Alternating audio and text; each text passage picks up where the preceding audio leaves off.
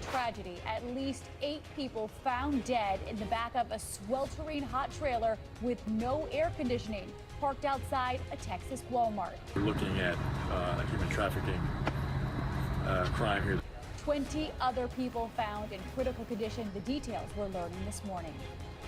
Ready to talk. Jared Kushner, Donald Trump Jr., and Paul Manafort heading to Capitol Hill this week, speaking to lawmakers looking into alleged ties between the Trump campaign and the Russian government, what they hope to learn.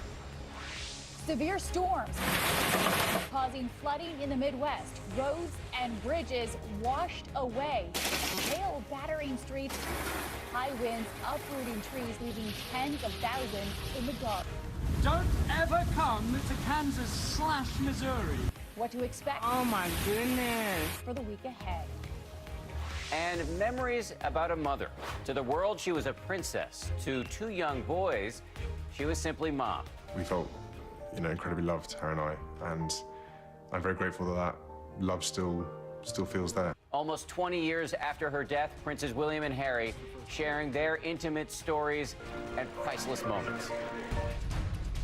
Live from ABC News in New York, this is Good Morning America.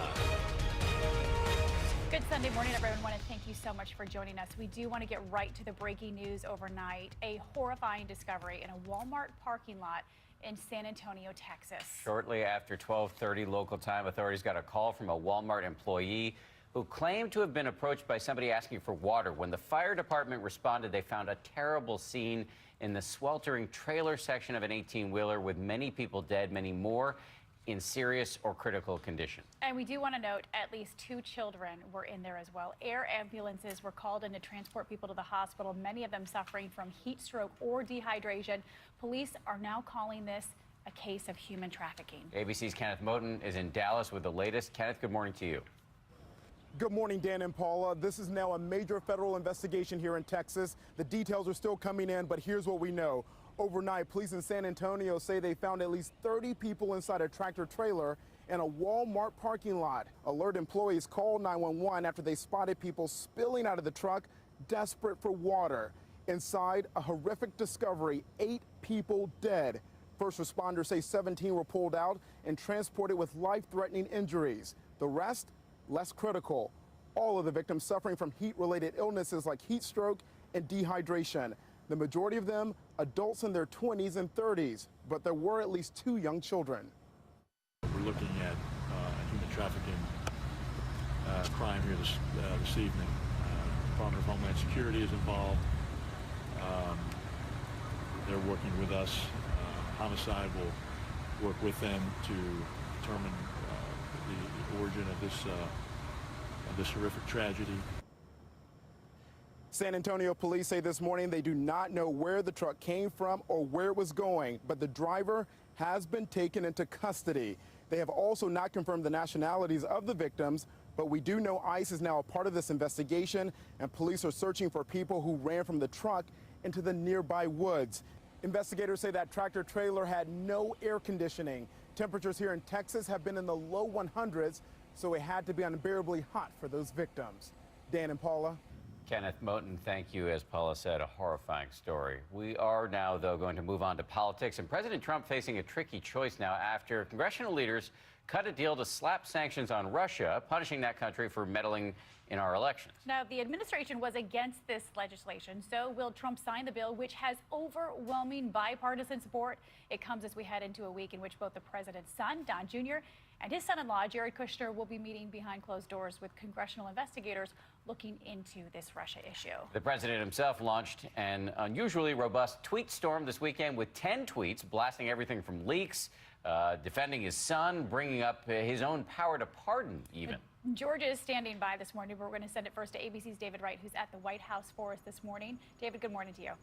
Good morning, Paula and Dan. You know, the White House may have retooled its communications operation, but they're still struggling to clear up the message. And this weekend has already brought several new controversies and questions. In a ceremony full of pomp and naval tradition, Ship's company, attention! President Trump sought to highlight his efforts to make the U.S. military bigger, better, and stronger.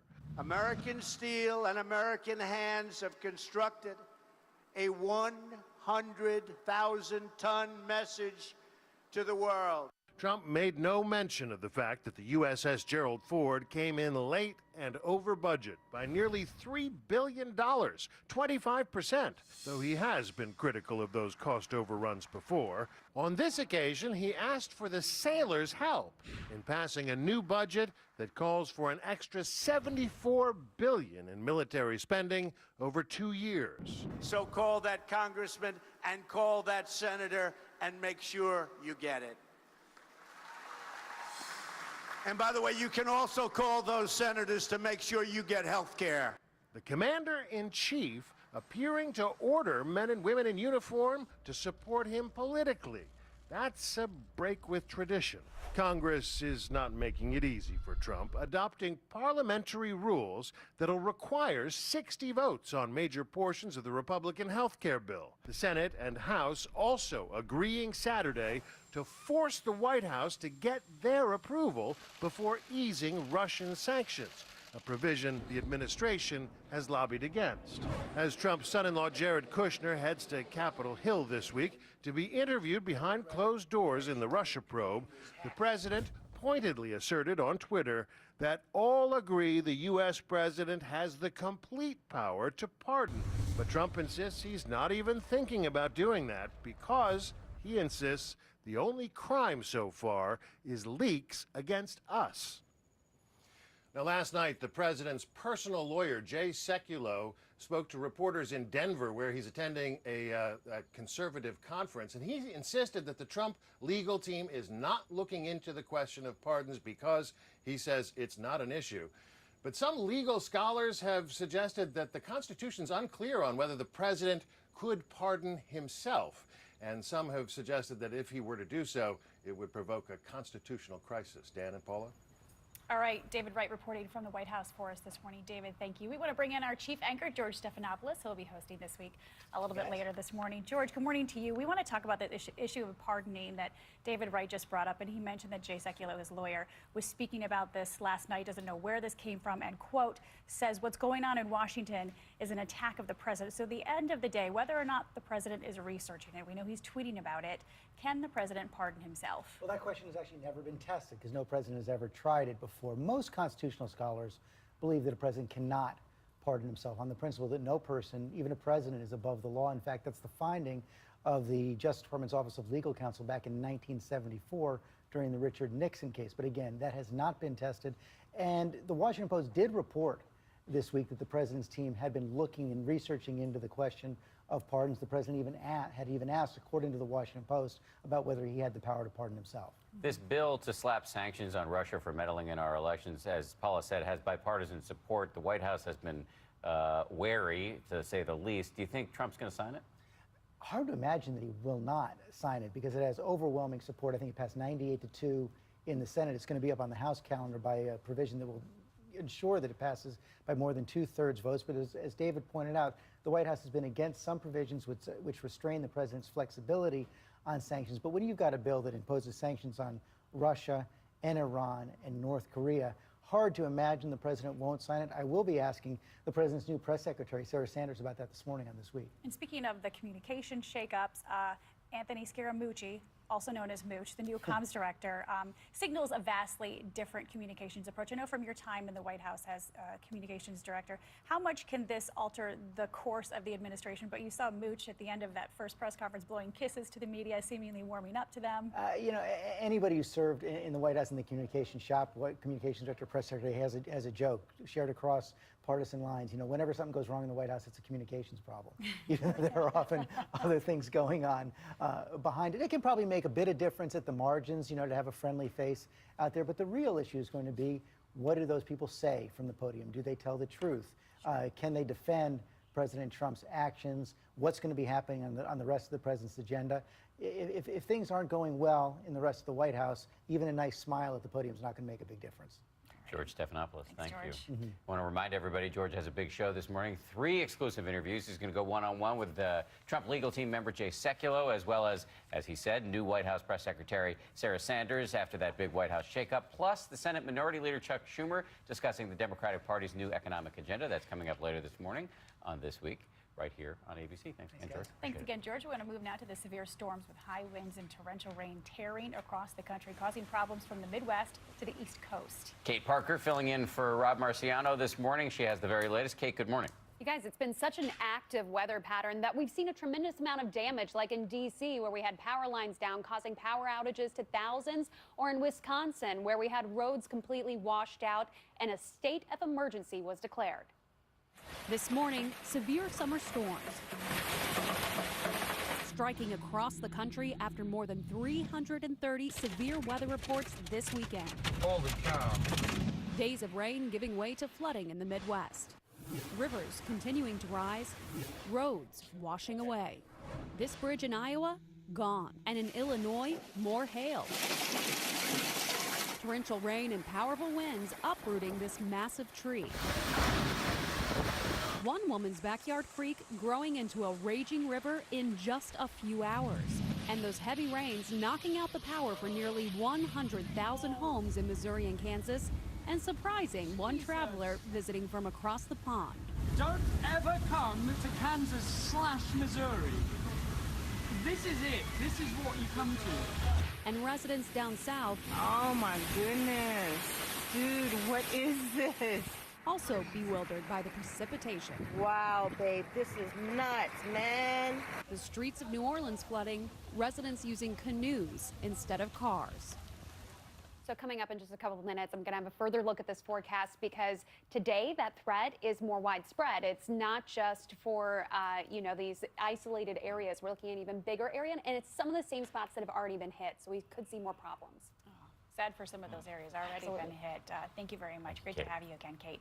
We want to move now to a mystery that police are trying to solve in Louisiana. Here's the question. What happened to the wife of a fire chief? Her body was found in the burned out remains of the couple's home, but it wasn't the fire that killed her. ABC's Eva Pilgrim is on the story. Eva, good morning to you. Good morning. This is a twist that no one saw coming. A fire at the fire chief's house. His wife found in the rubble of their home. Her body so badly damaged, authorities had to use DNA to identify her. But despite those flames, a surprise clue survived, leaving a question mark as to how she died. A Louisiana mystery heating up. A fire chief's wife dead, killed in what looked like a tragic house fire. But new information now showing it wasn't the fire that killed her. I can't imagine it. I can't fathom it. Can't put it into words. For a week, most assumed 49-year-old Nanette Krenel died in the fire that destroyed her home outside of New Orleans. But the coroner making a bombshell announcement during her memorial service Friday evening. We got the information as everybody else did. The autopsy revealing a gunshot wound. The coroner not giving a cause of death, but concluding her death was not caused by the fire. The St. Tammany Sheriff's Office investigating at this time, not calling the incident a homicide or saying if there are any suspects. The likelihood that this is a suicide, I think, is reasonably low. The fire was set to cover up the homicide. Krenel's husband, Battalion Chief Steve Krenel, was reportedly at work when the fire call came in around 2:30 Friday, July 14th. Typically, if you have someone shot and then a house set on fire, it's not a stranger. It's somebody in her life. For now, this community gathering around her husband. We're going to do the same thing we've been doing. We're going to rally behind our brother in his time of grief. As they all wait to find out what really happened to Nanette Krenel. The state fire marshal is working right now to answer one of the key questions in this investigation. How did that fire start? It's an answer that could provide a critical clue. Sad and mysterious story. Eva, thank you. We're going to turn now to the new information coming out this morning, that fatal police shooting of a yoga and meditation instructor in Minneapolis. Justine Damon's fiance is now speaking out about their final conversation, which was just moments before she died. And ABC's Ariel Reshef joins us with more. Good morning, Ariel. Good morning, Paula and Dan. This morning, Don Damon is giving his account of the night his fiance was killed as authorities continue to investigate why a police officer opened fire on Justine after she called 911. The death of Justine is a loss to everyone who knew her. Don Damon is speaking out for the first time since the press conference following Justine's death. In an interview with the New York Times, a grieving Damon says he is still trying to fill in the blanks of how and why she died. He was in Las Vegas for work when he got a call from Justine shortly before midnight. Panicked about noises she was hearing from the alleyway behind the home they shared. Damon, a casino manager by trade, says he told his upset fiancée to call 911. Female screaming behind the building. On Thursday, authorities releasing the transcript of the Australian yoga teacher's call. I can hear someone out the back, she says. I'm not sure if she's having sex or being raped. Damon staying on the phone with his fiancée until police arrived, asking her to call him back before they said goodbye. But that would be the last time they talked. Damon telling the Times, I have played this over in my head over and over. Why didn't I stay on the phone with her? What happened next, no one could have predicted. Damon says by 12:45 he received a call, but not from his fiancée. It was from police, saying a woman had been shot. They believed it was Justine. Flying home first thing the next morning, Damon recalls thinking, there's like a glitch in the matrix. I just know I'm going to wake up from this nightmare. Both officers involved in the shooting have been placed on leave. And on Friday, the mayor forcing Police Chief Janae Harto to step down, but was defiant after calls for her own resignation. I will not be resigning. Don Damon told the New York Times he will spend today at a bridal shop looking at the wedding dress Justine would have worn. Their wedding date was just a few weeks away. They were set to get married in Hawaii. Wrenching time for him and his family. Thank you very much, Ariel.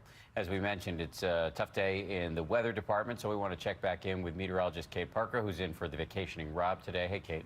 Hi, yeah, you guys, this is a pattern that's just been extremely active. And because of these storms going from west to east, we've had a lot of flooding issues, and that could continue today as well as severe weather. So this is the area we're looking at, the Ohio Valley on into the mid-Atlantic once again today. We could see some microbursts where we see very strong winds and a lot of rain, hail all at once. So be on the lookout for those damaging winds and the heat. I know that we're talking about heat a lot, but this is a serious story. It's dangerous heat. It's not just a little bit warm outside. We've got excessive heat warnings across the Midwest and into the South, and that's going to persist today. Your heat index in Little Rock today, 107 degrees, which is just insane. Very, very warm with a little bit of a cool down in the Northeast. Let's see what's happening around your neighborhood.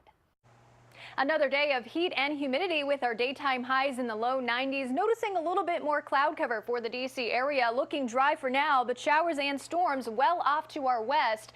And unfortunately, we're still under that slight risk for severe thunderstorms as we head into the afternoon. Pretty similar to what we saw yesterday. However, these showers and thunderstorms are going to be widely scattered through the afternoon, so keep an eye to the sky after about 2 o'clock. Some of the main impacts, heavy rain and gusty winds. So if it's any good news for you in New York, you're going to see a little bit of a cool down by Monday. We might struggle to get out of the 70s. Really? Yeah. Nice. So I'm just thinking about icing those on the cake. poor folks in Little Rock. I know. 107 with the heat index. You go outside and it's dangerous. You can't leave anybody in the car, dogs, pets, humans, anything for any amount of time. Always good to repeat that. Yeah, great advice. Thanks, Kate. And let's some things over.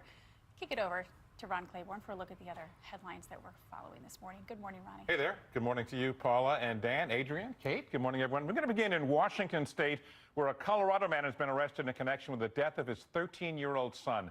Dylan Redwine was last seen in 2012 while on a court-ordered visit with his father, Mark Redwine, who was going through a bitter divorce at the time in 2015. Hikers found the boy's skull about 10 miles from the father's home, which is what led police to the father as a suspect. Redwine has denied any involvement in his son's death.